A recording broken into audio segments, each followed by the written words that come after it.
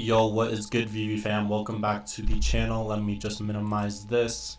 Today we're going to be a little bit of a reaction video to Cavell's $1 price prediction. I'm not sure if it's a prediction or kind of supporting evidence on why it could happen.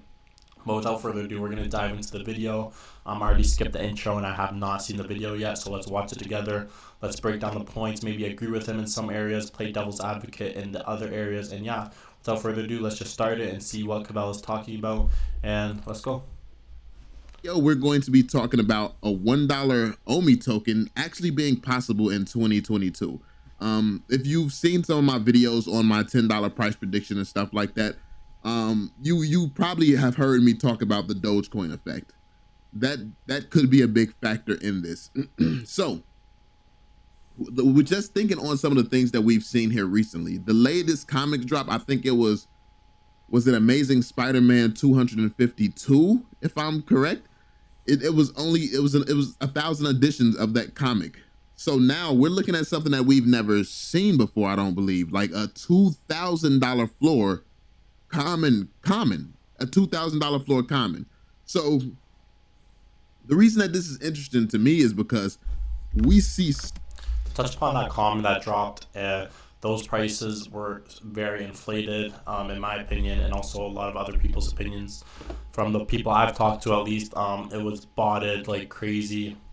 Obviously, bots in VeVe, but yeah, they just listed the prices way higher than it should have been, and I'm sure Cavell also knows that. I'm sure he's not saying, that was legit, but as far as those prices going, those comments, that wasn't legit, and those prices will fall if they have not already fallen by the time you're watching this. So many things that's just unexpected, like with this Mickey Mouse, the Mickey Mouse drop. Look at what this is priced at, the last Mickey Mouse drop, and that's not first appearance. It's just an old Mickey. It's being priced like that. So people are starting to really, I guess, value certain things. So what we're seeing here with the 1,000 edition comic is that people are valuing the scarcity there. Then you go to the Mickey Mouse, even though it's a ton of editions there, people are valuing the fact that this is an OG Mickey. Like this, this is the OG.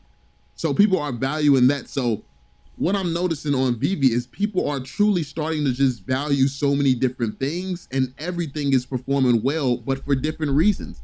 It's like opposite. I agree with what he just said. People are valuing so many different things, but eventually there is going to be so many different things that not everything can have value. Yeah, there's going to be a cool Mickey that, appeared in the first appearance of Mickey in history as Steamboat Willie. I'm not sure if that's a fact. I think it's one of the first three. And you have, the Spider-Man with a bunch of scarcity. But then you also have a lot of other things with scarcity. Like you have the Donnie, you have some of the Harley Quinns, like 500 mint runs. Like there's going to be a lot of things with scarcity. And I don't think the supply will ever have the demand to fulfill all of them. Maybe I'm wrong. But I also touched upon that in my last video. So go check that out if you kind of want more information on that. Because you have this new comic that's super valuable because it's mad scarce. Then you have the Mickey, the Mickey that's far from scarce, and it's still super valuable to people. So it's just things advance and move very, very fast here. One thing that we can expect to see next year is 5 exchanges minimum. 5 exchanges minimum. Honestly, I would go as far as to say maybe you'd see something like 10 exchanges or something like that. Potentially more. Like who knows how many exchanges we can see. They've been waiting to drop exchanges for a while, and they had like 4 or 5 exchanges just for this year. So if we only get 5 exchanges next year, that means literally the exchange department of VeVe or OMI would have had to literally have done nothing for the entire year of 2022, since they already had these 5 exchanges available for this year. They just didn't have a token that could be put on those exchanges. So yeah, I'm thinking we could see 5, 10, maybe 15 exchanges, something crazy. So yeah, like think about the impact that's going to have on the price of an OMI token. It's going to make it it's going to give us more liquidity. It's going to make it I totally agree with what Cavell's saying right here. A big factor on why the OMI token has not even rose, it rose a tiny little bit, not a significant amount, is because it is so hard to buy OMI token right now. It takes like 15 to 20 steps on the exchanges, a period of waiting times, so many verifications. The average person, the average investor is going to look at that and turn their head and just go somewhere else. They're going to go throw their money in, Solana or some other coin, possibly another poo coin. But yeah, once we do get a couple exchanges like KuCoin, get listed on Coinbase, that would be huge. Yeah, I do think you will see the price of OMI pump. As far as it's pumping, I think it may reach a cent or two, maybe three, right off the bat. But I think that'll be the start for something very big, in terms of getting listed on exchanges and the future of the OMI token. Easier for people to get their hands on this token. So investors are it's going to be a lot more attractive to invest in the OMI token next year for sure. Then we have stuff like credit card to NFT. They're finally going to actually link the OMI token to the VeVe platform. This is what we've been waiting for the whole time. They're finally going to have that link. Then they're going to add in the credit card to NFT. So people who are not investors, people who have no idea that OMI is going to be is a crypto, they have no idea about any of that. These people will then be able to invest in the OMI token without even caring about crypto at all. So that's going to be what comes next year. Like just think about how huge this is. We're going to be put on so many exchanges next year that all the crypto people are going to love it. We're going to have a feature next year where non-crypto people are going to be investing in the crypto without even knowing that they're investing in the crypto. That in itself is major. Then we are going to see the first signs of the metaverse. Look at some of these metaverse projects come out and look at how their tokens perform simply off the strength of their metaverse looking amazing and people believing in the metaverse. So now we're going to see the first signs of the VeVeverse, where people can really start believing in that and then FOMO into the VeVeverse, so we can get even more investors coming from that perspective. Now let's talk about the Dogecoin effect and what we already have on VeVe. Some people like to stay low key. I touched upon the VeVeverse. That is going to be the biggest thing, in my opinion, for the OMI token. Once you're in a metaverse with a whole bunch of brands being in the metaverse as well, you're walking around, you're seeing Disney, Marvel, Spider-Man, you're seeing animated NFTs moving around, you're able to travel, drive. That is going to be a huge attraction for just people to get into VeVe. People are going to be like, what the heck is this? Oh my God, Spider-Man's there. Spider-Man's my favorite character. I want to go join.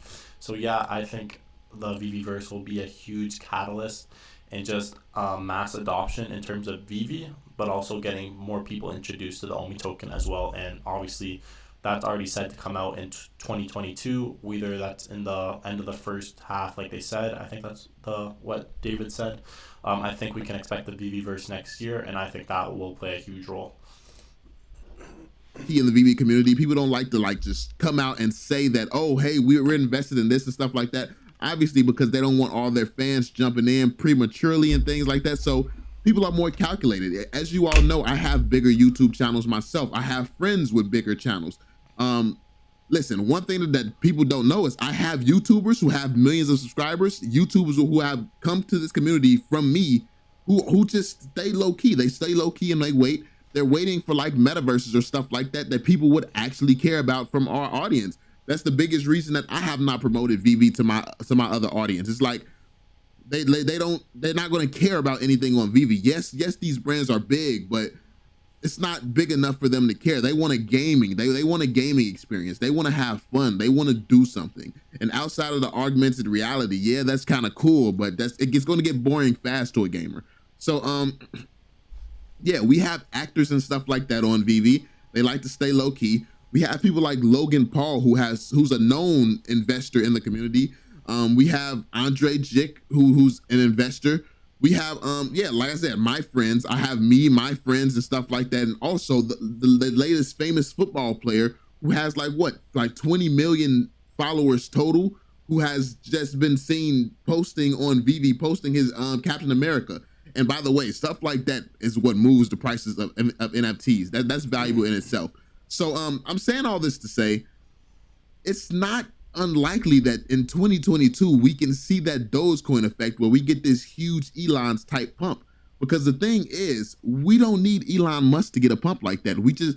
These brands speak for themselves, and these brands are that powerful. The thing is, you had somebody like Elon pushing Dogecoin, and then Dogecoin was accessible. It's on Robinhood. It's everywhere. You can buy it anywhere you look. You can get Dogecoin. So not only do you have a giant pushing this coin and pumping it, you have the ability to, oh, I just heard about Dogecoin. Let me look it up on whatever random exchange I know about, and it's there.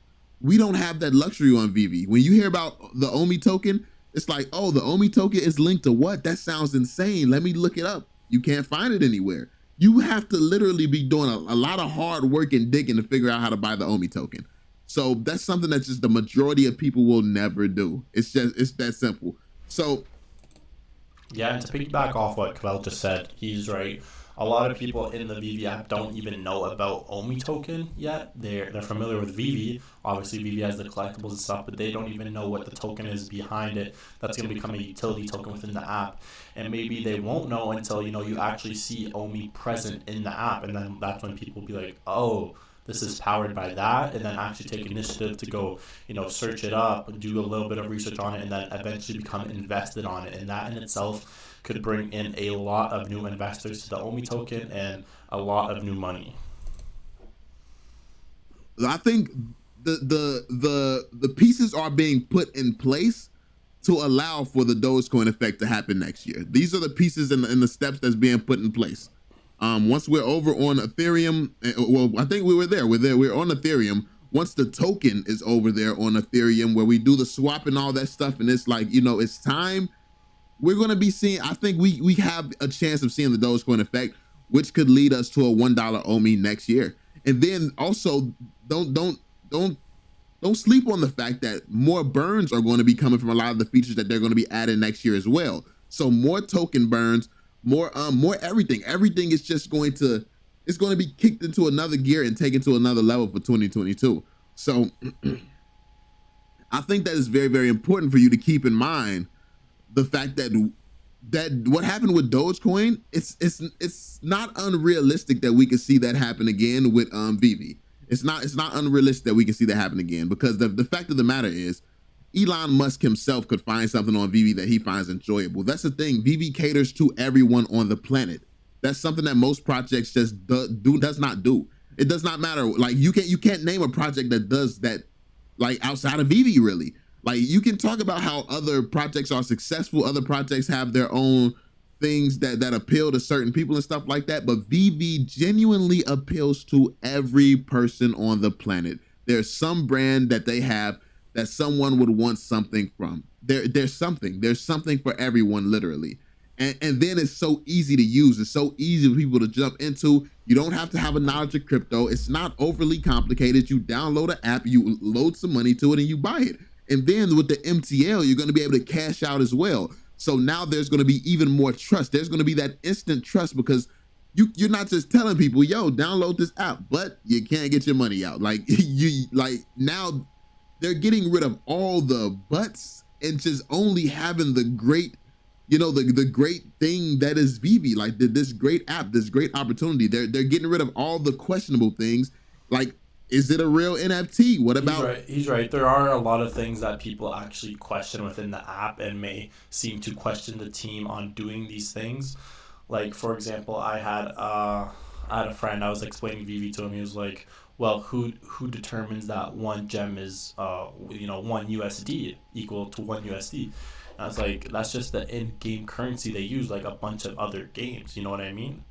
And there's just a bunch of hurdles like the MTL license. What he said is people can't cash out yet, and that's a big trust barrier for a lot of people to actually get involved in OMI. They don't want to put money in they can't take out, and they might find it skeptical. They might just not trust it. A lot of people are very cautious, and that's not a bad thing, but that's also what stops a lot of people from even putting money in to begin with. So once that's eliminated, once people's questions are answered, they find a sense of confidence and comfort in their choices, then that will promote their choices to be made, and then eventually that's how VeVe will begin to grow and bring in more money. And yeah, let's continue. Like, it's not on the Ethereum blockchain. Why aren't we on exchanges? We're going to be on exchanges. We're going to be able to withdraw our money. So all the negative things that people can really say, it's going to be gone next year. And then they're going to be going heavy on the token where, okay, they've solved all the problems.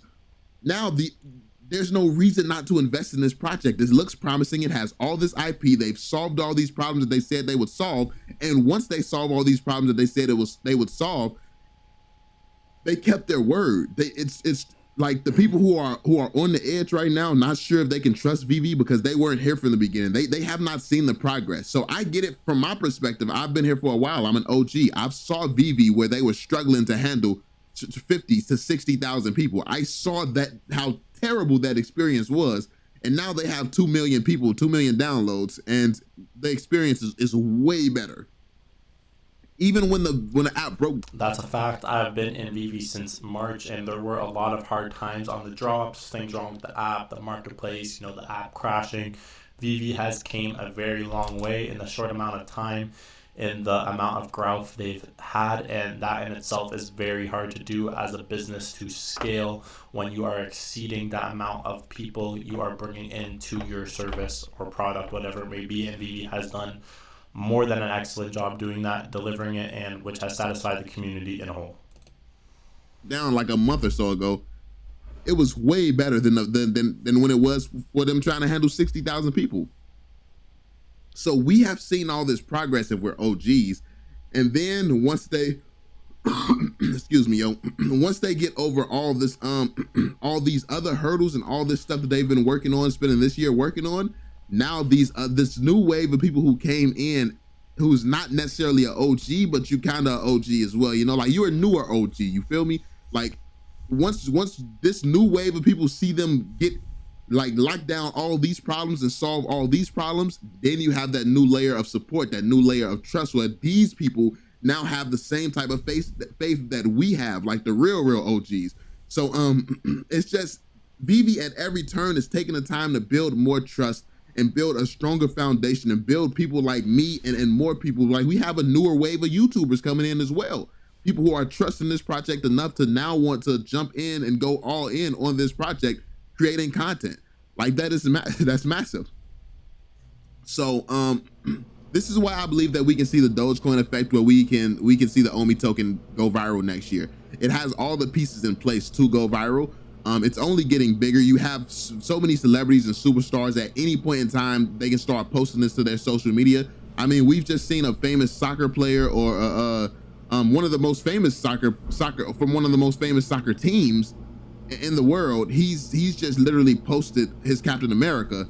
So I'm going to stop it here because I think he got all of his points across. He did talk about the exchanges coming, the MTL licenses, the inability for a lot of people to buy the token, the things he knows and we also know that are getting fixed. But one thing he did talk about, in bits and pieces in the video was the Dogecoin effect. And I want to talk about on the Dogecoin effect because I agree with Cavell. I totally think that a Dogecoin effect has to happen eventually, because I don't think what VeVe is bringing, like we know VeVe's crazy, the world doesn't know VeVe's crazy, and I feel eventually the world is going to catch on, and that's going to create a massive demand for the token and for people to be able to invest, which is just going to spike the prices. Obviously, it's been a very cautious, slow ride, and I don't think that stays forever. But in terms of the Dogecoin effect and how it's going to happen, whether it's next year or the year after, in my opinion, the Dogecoin effect is going to happen not because of one single thing, not because of one single category. I don't think, I'm going to be honest, a lot of people might disagree with this, but, even when Pokemon drops, that's huge. That's huge. It'll bring a lot of new eyes to VeVe. But, just like Disney dropped and Disney didn't move the price. So what? Do we expect Pokemon to move the price 5 cents or so? No.